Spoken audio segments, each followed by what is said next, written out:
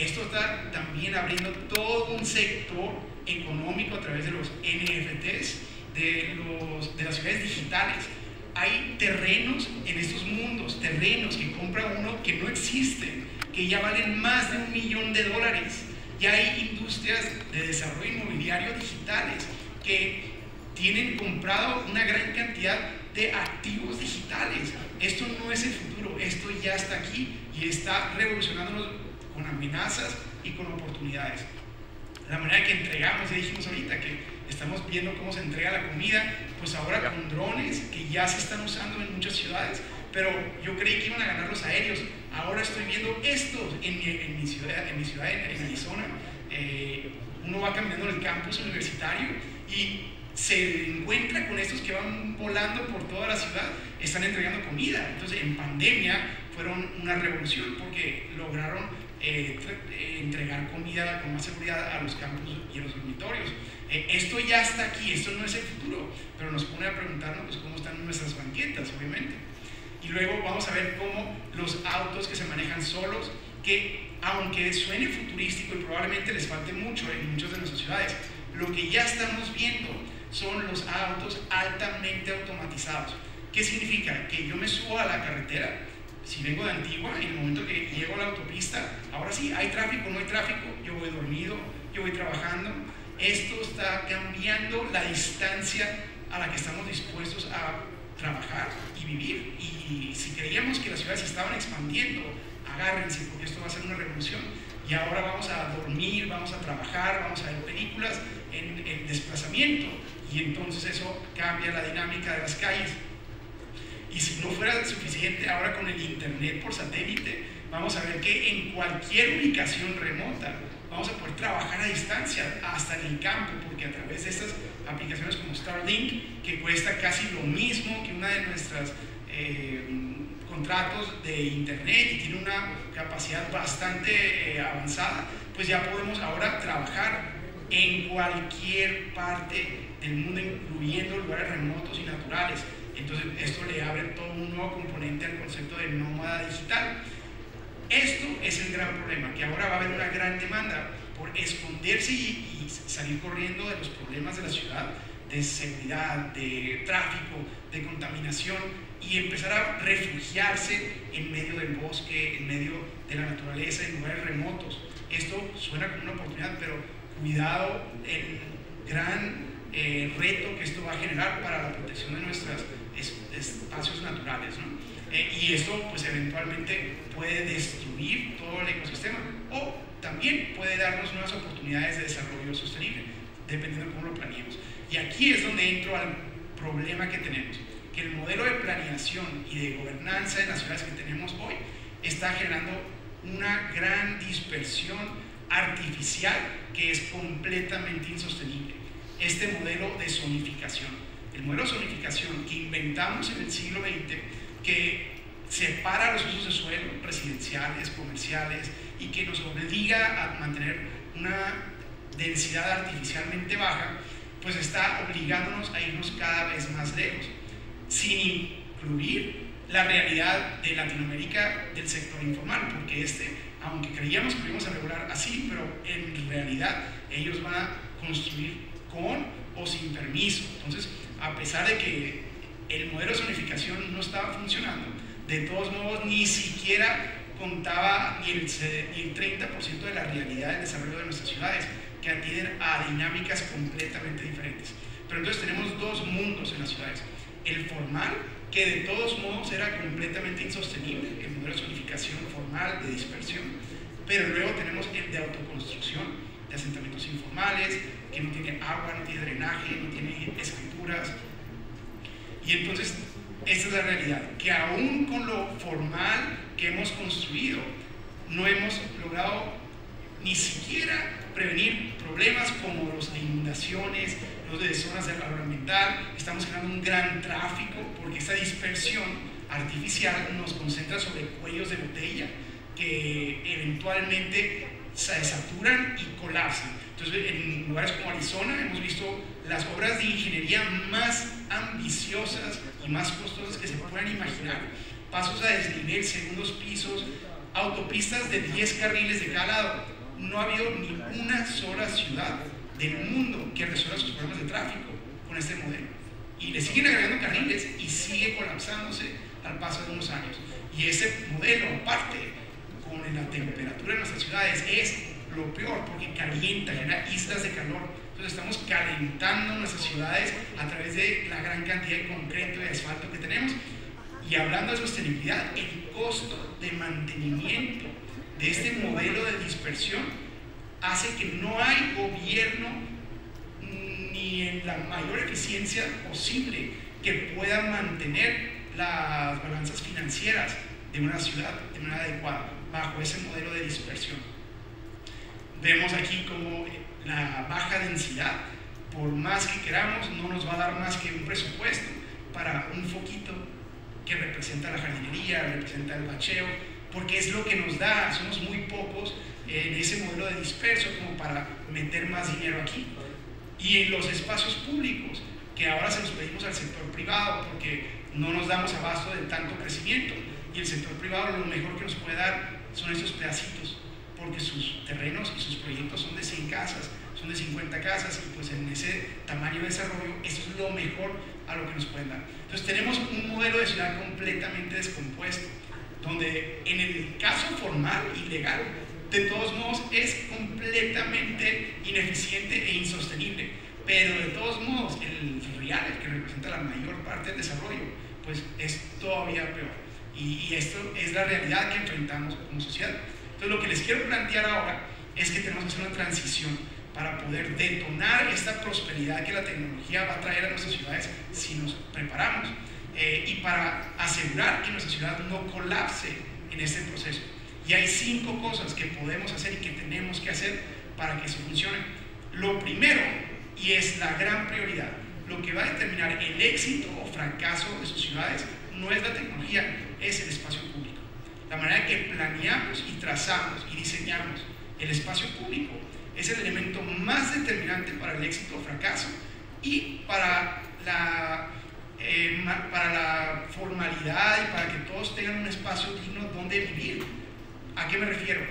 Digamos, las ciudades crecen de manera orgánica, legal e ilegal. Lo que necesitamos es, primero, esto: una retícula de vialidades primarias interconectada en la periferia inmediata de las ciudades, que resguarde por donde vamos a llevar el transporte un día, incluyendo el agua, el drenaje, la infraestructura troncal, de una manera interconectada, una retícula pensada en 1 kilómetro por 1 kilómetro más o menos, con donde van a ser los futuros parques, donde van los arroyos para que nadie los invada. Esto es menos del 10% del terreno de nuestras ciudades. Si lo resguardamos antes de que se dé el desarrollo, es la única manera que lo podemos hacer. Porque tratar de hacerlo ya que hay casas, ya que hay desarrollo, es imposible. Y esto es en los únicos estudios empíricos que han analizado más de miles de ciudades, 2000 ciudades. Hay un estudio muy famoso que determina que esto es lo que más determina el costo de la vivienda a futuro en una ciudad. Entonces, si no tenemos esto bien hecho, el costo de la vivienda formal se dispara. Y esto nos va a permitir meter transporte, nos va a permitir abastecer de servicios, todo ello. Entonces vemos cómo se dan las ciudades hoy sin esa planeación, y vemos cómo deberían de ser estar interconectadas, deberían de tener esta retícula.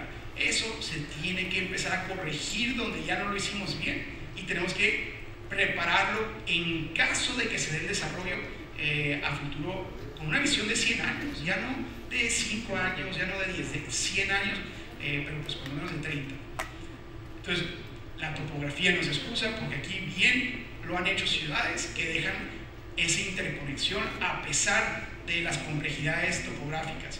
Y entonces no nomás es meter la calle, sino que ya vamos a hacer la calle, ahora es pensar en la calle como espacio público. La calle no es nomás para la movilidad, la calle es el gran espacio público de muchos de los que viven alrededor de esa calle. Entonces tenemos que repensar los diseños de las calles, tenemos que empezar a priorizar las banquetas.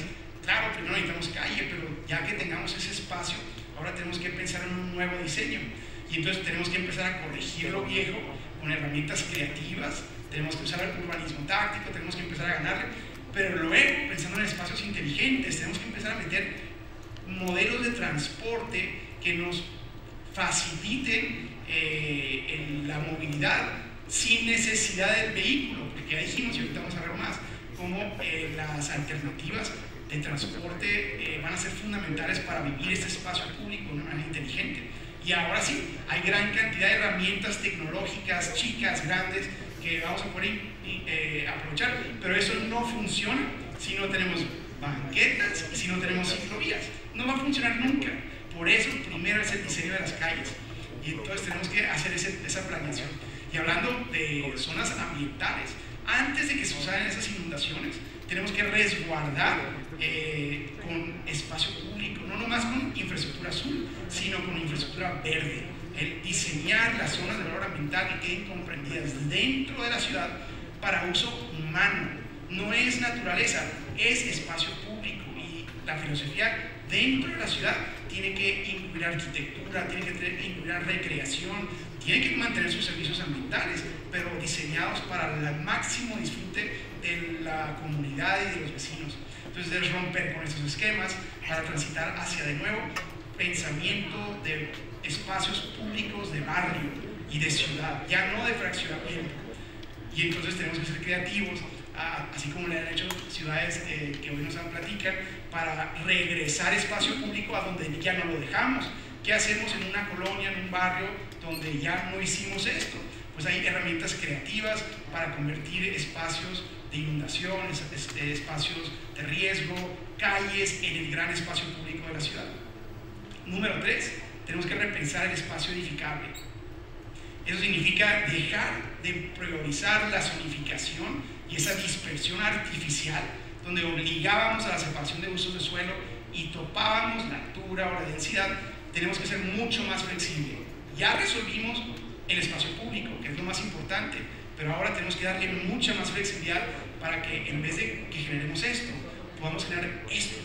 Esto es una ciudad compacta, este es un barrio compacto, mucho más que el anterior, pero claro, hay ciudades que van a pensar en cosas como esta.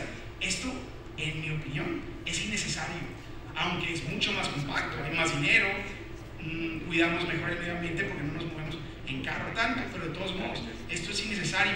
Esto ya es una ciudad muy compacta, 4 o 5 pisos es maravilloso, y resulta que el 90% del territorio, nuestros planes ordenadores, no permiten ni siquiera esto. O sea, nosotros desde la regulación prohibimos en la mayor parte de nuestro territorio una densidad óptima, sostenible, y entonces tenemos que repensar estos modelos artificialmente de baja densidad y repensarlo con experimentos como los que ya han hecho ustedes, que son polémicos, pero cuando menos ya integran usos. Entonces tenemos que ser más y mejores como los que ya se han experimentado. Y luego tenemos que, número 4, los esquemas financieros. Tenemos que definir con qué dinero vamos a construir todos esos espacios públicos. No es a la suerte, no es lo que me toque este año. Aquí me está avisando que me quedan 2 minutos, entonces vamos viendo. Bueno, y entonces tenemos que definir los fondos para asegurar que todos los servicios, que la infraestructura y que todos los servicios nos quede claro de dónde va a salir el dinero para dar el mejor servicio posible en los barrios y en la ciudad. Entonces, ¿eso qué significa? Primero, si logramos mayor densidad, pues esta baja densidad, esta baja iluminación, la vamos a intensificar y vamos a tener mucho más dinero en el mismo territorio para seguridad, para alumbrado, para carpeteo, para jardinería. La densidad es una primera gran herramienta, pero antes de que se detone esa densidad, tenemos que asegurar que los que ganen dinero de esa densificación sean los que paguen, y el que quiera usar más nuestro espacio, pues pague más. Eso se tiene que definir antes de que se detone el desarrollo, porque ya que se detona el desarrollo, si no arreglamos la calle antes o definimos el fondo que lo va a financiar, va a ser demasiado tarde, no vamos a poder mandarle un recibo al desarrollador ya que hizo su desarrollo. Tiene que ser definido desde antes. Entonces, para que este tipo de problemas los podamos evitar, yéndonos hacia modelos mucho más fáciles de mantener, mucho más fáciles de construir. Y ahí podemos usar herramientas tecnológicas maravillosas también desde el gobierno. El tema de los parquímetros, hay ciudades como la ciudad de Los Ángeles que más de la mitad de su presupuesto proviene de parquímetros y de multas de estacionamiento. Y imagínense lo que eso representa cuando en nuestras ciudades regalamos nuestro espacio más valioso, que es la calle. Se lo regalamos a los que tienen carro, que no son los más pobres. Y entonces estamos pasándole la tarifa del costo de infraestructura a toda la ciudad, incluyendo los que no tienen carro, para beneficiar a los que tienen carro. Bueno, tenemos que repensar las tecnologías para cobrar la calle, para cobrar el agua, para incluso la recolección de la basura, poder hacerlo de una manera más eficiente y no desperdiciar dinero en rutas que todavía están vacías. Bueno, todo esto nos abre la posibilidad de la tecnología también al gobierno. Entonces, la manera en que financiamos nuestra ciudad, por un lado, hacerla más sostenible, pero segundo es meterle tecnología para que nos cueste menos dar un mejor servicio. Y ahí es donde entran también estas innovaciones a la gobernanza. Y finalmente, en el tema de gobernanza, tenemos que facilitar los trámites para que los que quieran hacer negocios, sobre todo los jóvenes y los pequeños negocios, que puedan hacerlo sin tener que navegar una gran complejidad regulatoria que solo le alcanza a las corporaciones internacionales o a los grandes capitales. Tenemos que hacer un cambio de uso de suelo, un trámite, un permiso de construcción, un permiso de operación lo más fácil posible para que esas innovaciones que van a llegar las puedan detonar esos jóvenes creativos y que no se nos vayan a México o que no se nos vayan a Estados Unidos o a Europa y allá hacer sus emprendimientos y allá hacer sus descubrimientos o investigaciones. Entonces, el caso de Estonia, de cómo un país a través de tecnología facilitó los trámites más que nadie y ahora se están robando inversiones y emprendimientos y todo tipo de innovaciones de alrededor del mundo que pues se facilitan por este tipo de conceptos. Tenemos un manual que pueden descargar, hoy lo mencioné muy rápido, muchas de las herramientas ya nos presentaron ahorita con ese tema, son 90 herramientas, hablamos de ciudades startup, de ciudades móviles, de ciudades accesibles, ciudades resilientes y ciudades transparentes. Lo pueden descargar, de todos modos lo pueden buscar en internet, es gratuito y pues creo que tenemos espacio para preguntas todavía. No sé si nos da tiempo, ustedes me dicen. 5 minutos, perfecto, perfecto. Entonces si alguien tiene un comentario, es mucho, pero quería inundarlos con ideas y dejarles como una primera reflexión de lo que está pasando en las ciudades y lo que tenemos que hacer para prepararlas y que no nos colapsen la ciudad, sino que realmente generen una buena solución. Entonces, ¿alguien tiene alguna pregunta, comentario? Y podemos iniciar esta conversación con mucho gusto.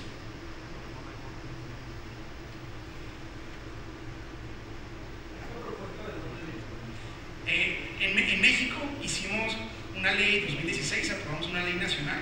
A mí me tocó coordinarla con el Senado de la República. Después de casi 15 años de análisis, lo que descubrimos y concluimos era que el sistema iba a colapsar, o sea, que ya estaba colapsando. Y entonces, dentro de la ley se planteó una reforma nacional para que todas las ciudades redirigieran sus modelos de planeación bajo esquemas mucho más efectivos y eficientes. Entonces, de ahí nace la investigación. Conectamos con la Universidad de Nueva York, que tiene todo esto ya analizado de manera empírica, empezando con la planeación del espacio público. Pero ya después de eso nos hemos encontrado que es ahora una revolución que está entrando a las escuelas de urbanismo, como el concepto de priorizar el espacio público, iniciar el espacio público, se está convirtiendo en el gran enfoque, ¿no? Entonces, eso, mucho de esto que aquí platico es lo que la ley de México ahora transmite, pero que estamos encontrando que se está replicando en gran parte del mundo. No está todavía el consenso, porque hay quienes todavía están tratando de irse en la otra dirección. Entonces vamos a empezar a ver ahora las diferencias de las ciudades que están en una dirección y otra, y creo que estamos en México viendo algunos ejemplos muy valiosos que ya demuestran éxito en este tema. Sí. Sí, sí.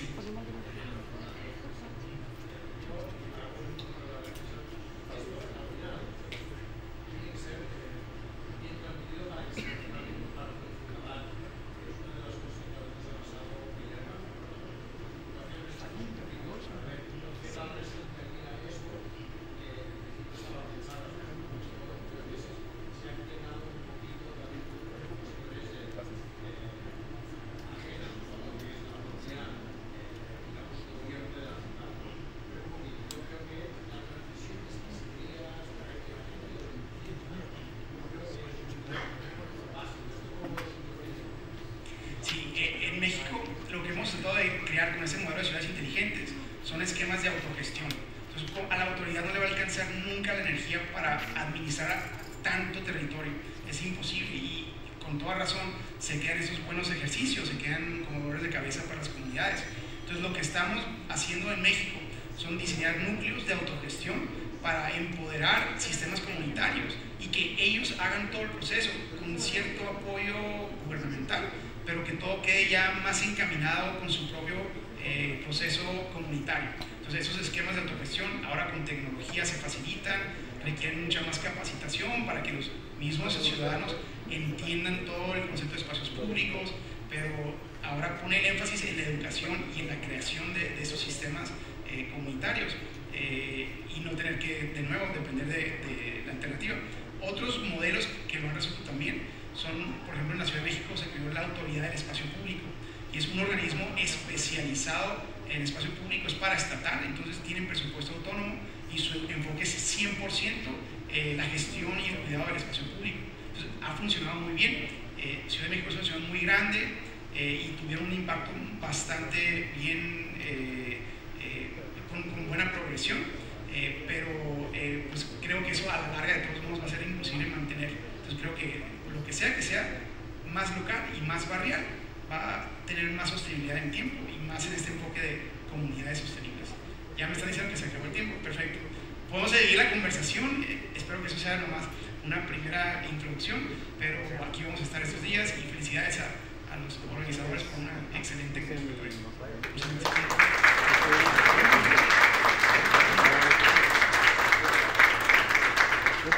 Por favor, le pedimos al licenciado Oscar Trejo, jefe de actividades de difusión del Senacid, que nos acompañe para entregar este reconocimiento.